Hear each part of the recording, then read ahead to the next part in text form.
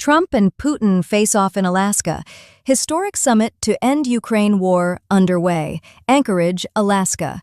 The icy air of Joint Base Elmendorf-Richardson was charged with history and high stakes Friday afternoon as U.S. President Donald Trump and Russian President Vladimir Putin stepped onto the red carpet, locked hands, and began what could be the most consequential talks since Russia's invasion of Ukraine more than 3.5 years ago.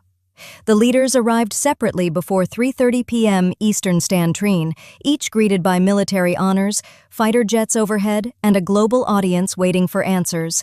The meeting, originally slated for about 4 hours, could stretch to 7 as the Kremlin signaled no rush in hammering out terms. No concessions, but big questions. Before wheels up to Alaska, Trump vowed he would not agree to any territorial concessions for Ukraine. Yet, whispers around the summit suggest another possibility, a U.S.-Russia minerals deal.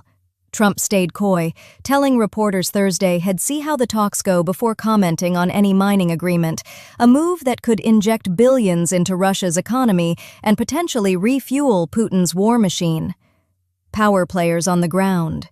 This was no ordinary handshake diplomacy. Alongside Trump were Secretary of State Marco Rubio, Special Envoy Steve Witkoff, Defense Secretary Pete Hegseth, Chief of Staff Susie Wiles, Commerce Secretary Scott Lutnick, Economic Secretary Scott Bessent.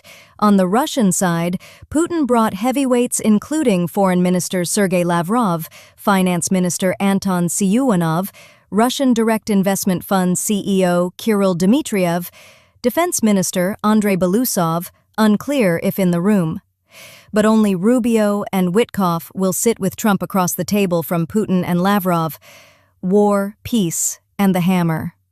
Hours before the summit, Trump warned that if Putin doesn't cooperate, he's ready to bring the hammer, hinting at new, crushing measures against Moscow.